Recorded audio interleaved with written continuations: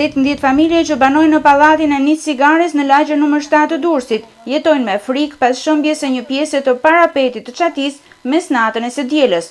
Situata duket mjaft kritike në ambientet e jashtme të pallatit, ku një ditë më parë janë vënë nga autoritetet shiritët për garantimin e perimetrit të sigurisë. Banorët ndihen të frikësuar se situata mund të përsëritet dhe mund të ketë persona të lënduar. Në gjuam zhurmë, bë si tritol. Dolëm këtu për jashtë dhe pam gjithë këtë gjendje. Çfarë ka ndodhur? Ka rënë gjithë pjesa e çatis lart janë të kalbura. Erdhën ato të bashkisë, vunë shiritin, edhe lajmëruan zjarfiksen. Zjarfiksja erdhi dhe s'mund bënte gjë. Para 4 muajsh ka bërë ankesë në komunën e Lagjes, e kam çuar ankesën edhe në prefekturë, edhe në bashki, dhe më kam përcjell me fjalë boshe, por nuk është se më zhdhënë i premtim.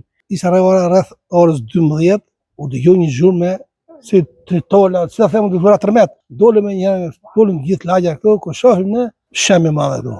Rrezik edhe kati tret, në shemë edhe krisë e tavaneve dhe ka probleme. I trememi se kush e di mund bjerë në gjë tjetër me që ky është pallati i vjetër dhe gjithçka mund të ndodhi.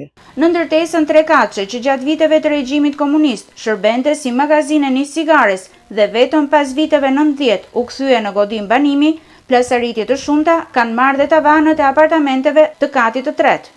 Ndjemi të rrezuar se nëse pas me razë për fund ti e pe vet atë krevatin.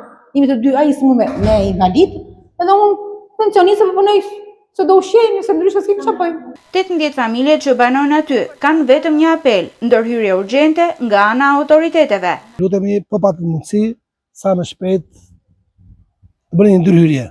Bëjmë një rregullim, një riparim, diçka. Të frikësuar ndihemi goxha.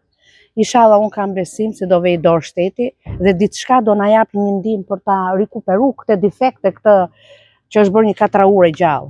Për situatën është vënë në dieni dhe kryetari i njësisë administrative nr. 2, i cili shqetësimin e banorëve e ka përcjell pranë institucionit të bashkisë.